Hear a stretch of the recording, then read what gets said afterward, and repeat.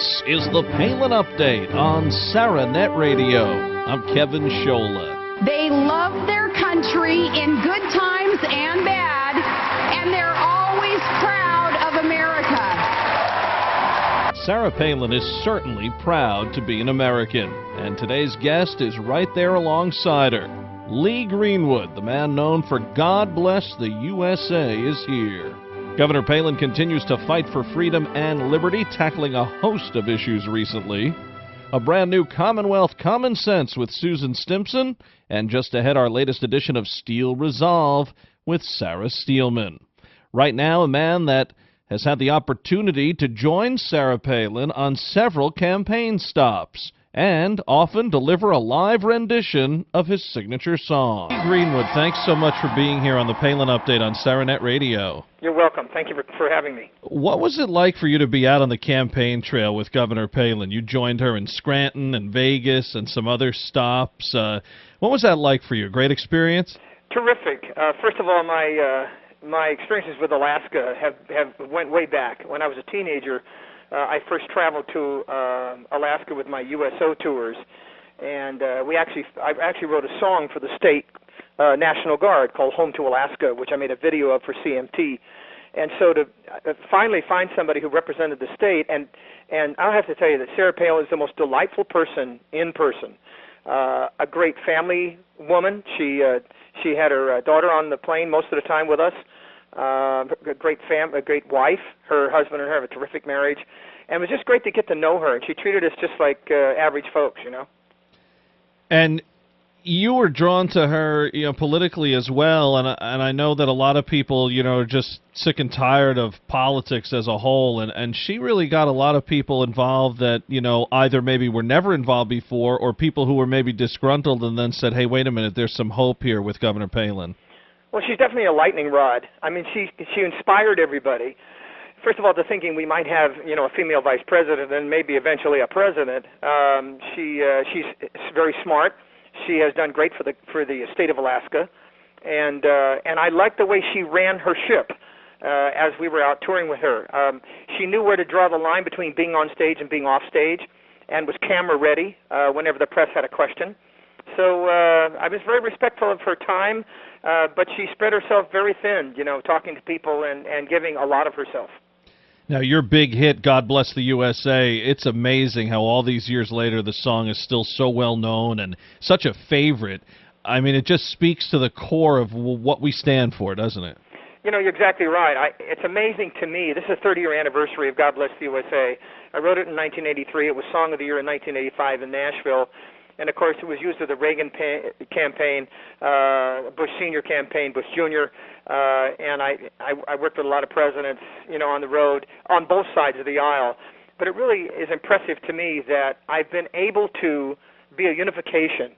After 2001, I sang it about 5 times in New York and in Washington, D.C., to kind of just unite the country. And it really pushed me into a place where I had no idea I would ever go. And that was kind of in a leadership role for patriotism. As a matter of fact, the Hall of Fame in Nashville has just opened up my exhibit May 10th, which will run for a year. It's a spotlight exhibit called The American Patriot. So I've kind of got a role that I've been shoved into, and I'm proud to accept that. But I shove all the honor off to people who work much harder and sacrifice much more than I ever have for America's freedom. Well, when you listen to the powerful and emotional lyrics of God Bless the USA, people often tear up with pride, almost like the Star-Spangled Banner, really.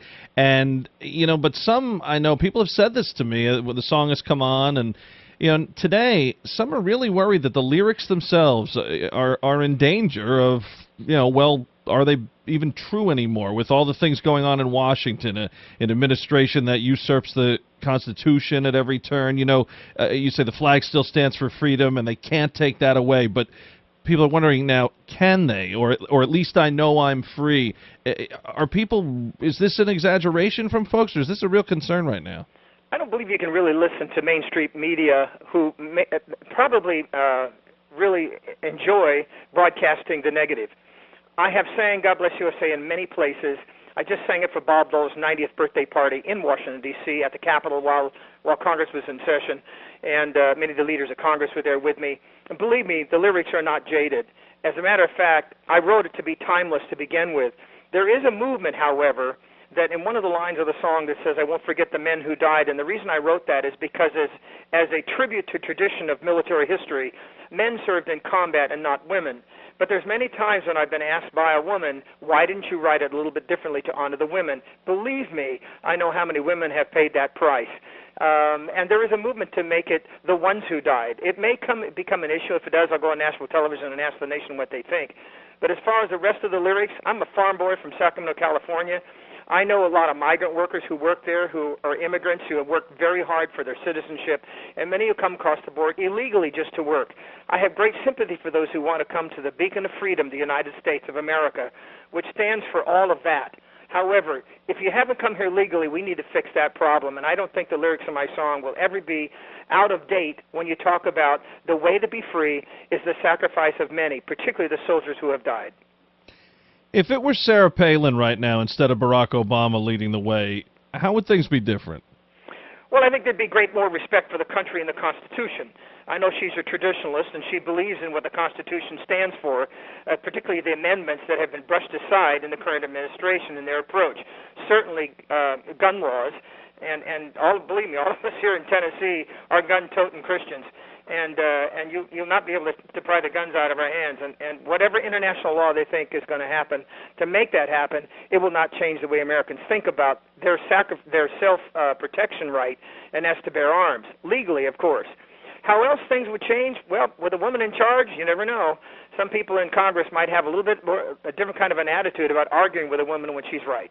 You got that right. Now, Mr. Greenwood, you campaigned for Palin way back in 2008, but, you know, she's still connected to you as recently as this Independence Day. Last month, she posted some of your God Bless the USA lyrics on social media, so that song's still so important to her and really just used as an example, you know, on great patriotic days like the 4th. We had 7 shows over the 4th of July weekend. One particular show was in Bossier City, Louisiana at Margaritaville. Jimmy Buffett was there on July 3rd. That was his huge casino they just opened. And I had an elite audience there July 4th. And, of course, it was very popular on the 4th. But across the river, we sang for 100,000 people right after my show. And if you think that people are not patriotic anymore, you should have seen that audience come alive when the fireworks went up and I sang God Bless USA. You know, there's some musical ties in the Palin family, too. We had her cousin J.D. Morgan here a couple weeks ago. He's in a band, Missing Stateside, and he's a retired Air Force member, and he also, you know, does a lot for veterans. So just to let you know, there's some music in the Palin circle, too, professionally. Well, I know that, and as a matter of fact, when I've been singing, I've heard Sarah Palin singing behind me. So I know she's a singer, too. That's right. She is a big fan. Of course, Van Halen, we know, is one of her favorites. And, of course, Lee Greenwood, certainly one of her favorites. Listen, I got to ask you, some of those jackets you have, the red, white, and blue, the stars and stripes, where do you get those? I mean, you come out in that, and, I mean, I think that fires people up just as much as the song. I mean, you're like a superhero when you don that stuff. Yeah, you know, and sometimes I've had people say you shouldn't wear the flag that way. We have actually sent that jacket, that particular red, white, and blue jacket that I sang 2001 in New York and that I used on the Palin campaign. It is in the Hall of Fame right now on display, and I'll get it back next year. So I like wearing the colors of America, and I generally wear them when I'm in military settings or in a public setting that requires that kind of display. But I don't wear it all the time because I figure some people are a little bit hesitant, particularly those who have served maybe in World War II or Korea or Vietnam, and they're a little bit hesitant to have you display those kind of colors. You know, country music is just huge right now. People who never listened to country before, it's their go-to thing in the dial now when they get into the car. Any particular new acts or acts right now in the country scene that have caught your ear and you think are pretty good right now? A guy from your stature, I think an act that's doing well would like to hear that. Well, I'm so glad for people like Carrie Underwood and Brad Paisley who have really stepped up and made country music have a different kind of a sound. But with Rascal Flatts being so changeable, so contemporary, there's a new kid on the scene named Hunter Hayes who has a voice that's just incredible. And along with Van Perry, which has got kind of a new image, you got the sister and 2 brothers, and their energy is incredible. And they bring songs to bear that are fun. and fun to listen to. Jason Aldean, who's a great performer. Also, you'd like to go see an act like that live and not just stand there and play, but they actually bring an energy to the stage, which is a little like, if I may say so, like rock and roll.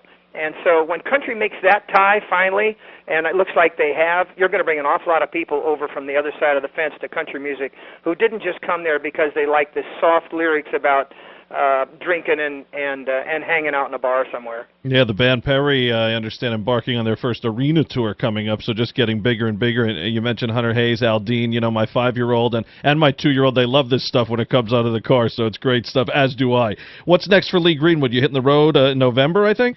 Yes, we have shows all the way along. We do a lot of corporate shows. We have a up and coming tour starting in October and November. We have a live album we just recorded. That we have a contest with fans that have taken pictures over the 7 shows of the 4th of July weekend. And this is the first live album I've ever had. So they send the pictures in, and whichever fan gets the picture for the cover of the CD, we'll put their picture on the front of it.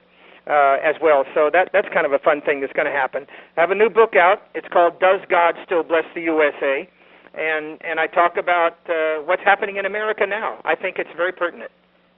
Well, Lee Greenwood, we appreciate everything you do musically and certainly for Governor Palin, and we thank you so much for being here today. Keep it up, and, you really do inspire a lot of folks, and your song, the big one, God Bless the USA. Listen, when I'm doing ball games, when I'm doing baseball games, and that comes on, you just see people right away, they turn around and they take notice. So 30 years later, unbelievable.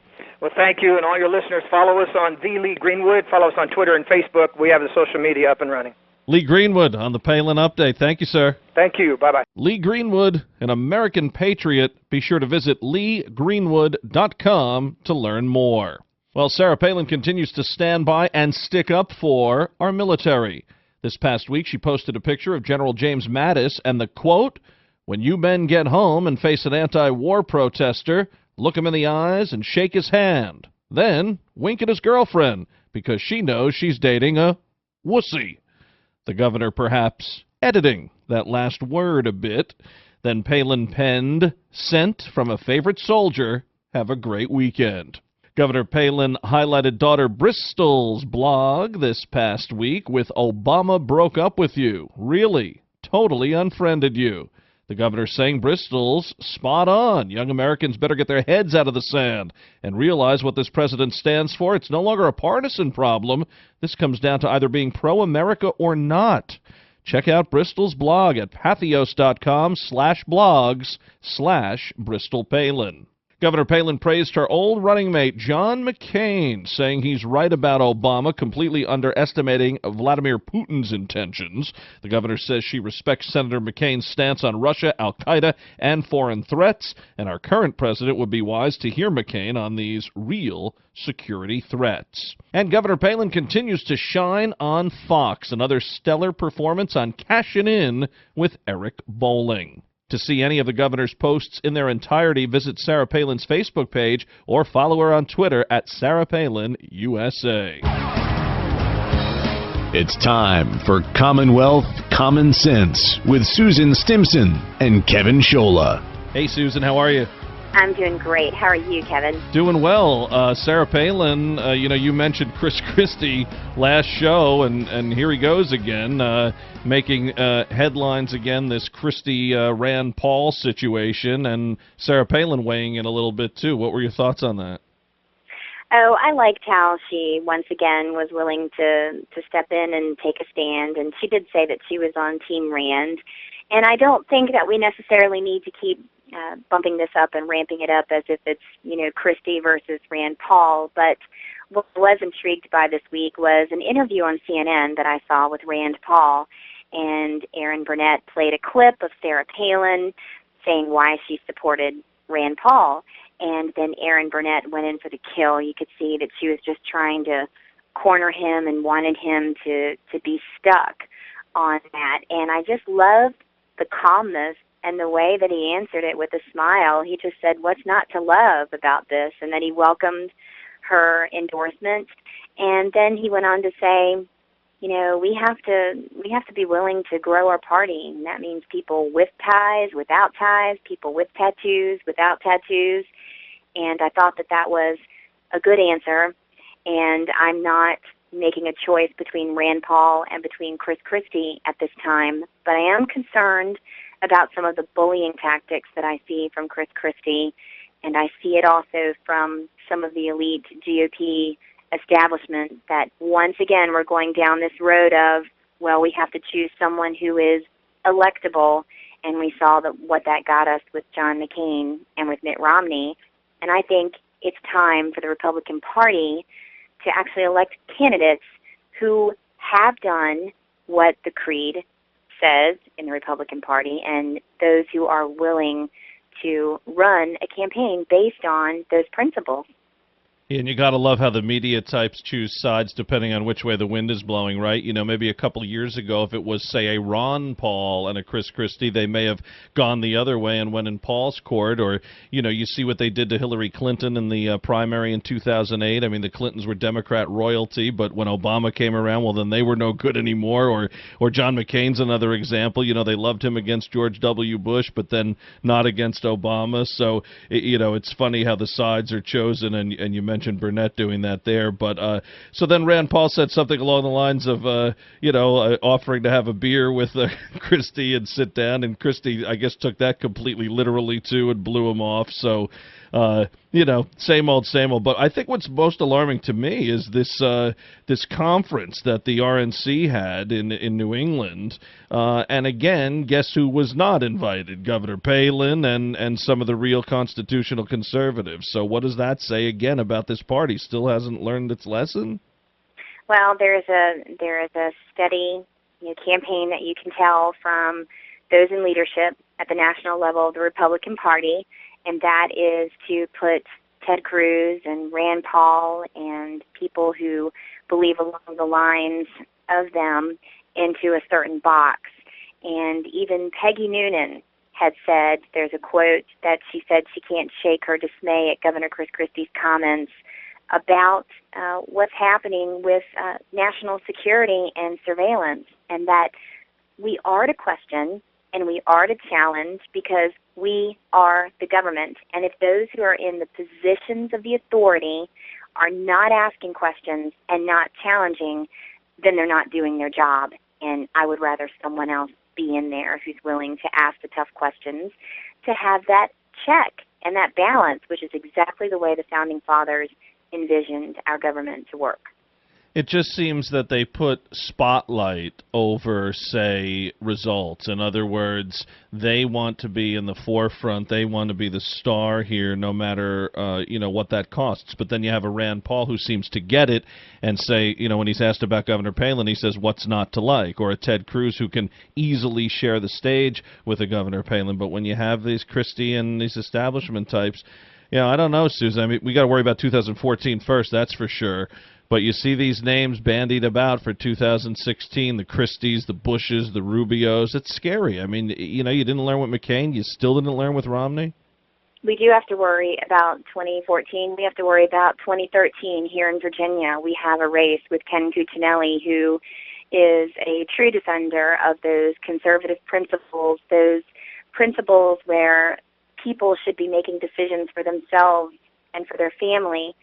So if at the national level our leaders are leaning toward an immediate amnesty without any rules in place for those who are here illegally and without dealing with the borders, just an immediate amnesty and just caving in on different issues without putting proper things in place in order to stay within the framework of what the law is, the Republican Party is just going to continue spiraling, and I don't want to see that happen. And so I know in Virginia, the conversation that we're having at the national level, it is very relevant to the race that's happening in Virginia, and I hope that those Virginians who are paying attention to it know that there is a battle right now in Virginia on who is going to defend a person's right to make a decision for themselves and their family, whether it has to do with money or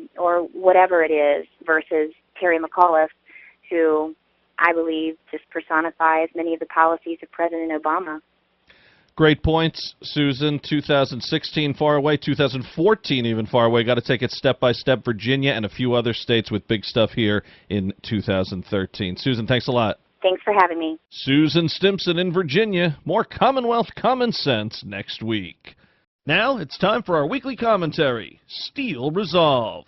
Here's Sarah Steelman. Thanks, Kevin. One of the most critical appointments by President Obama is flying rather low under the radar. Rumor has it that the next chairman of the Federal Reserve will either be Janet Yellen or Larry Summers. The course of the economy for the next several years will be set by Bernanke's replacement. Of course, it is no surprise that the money, so to speak, is on Larry Summers. Summers has the so-called academic credentials to do the job, Harvard, MIT, etc.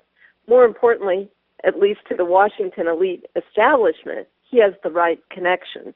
His private sector experience includes work as an advisor to Citibank, where he won't disclose how much he earned, and more recently a hedge fund where he racked up $5 million in fees alone.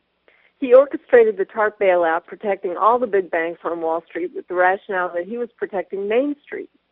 We know how well that worked out. While Main Street businesses are still suffering, the recipients of the taxpayer-funded TARP bailout are registering healthy profits. Most people don't pay much attention to the Fed chairman, but we should. It's doubtful we will hear much opposition by Republicans about an Obama appointment of Larry Summers precisely because he's part of that establishment. He will protect the major Wall Street campaign contributors of both parties and thereby maintain the status quo. As one anonymous blogger aptly commented, he will be an appointment of the elites, by the elites, and for the elites.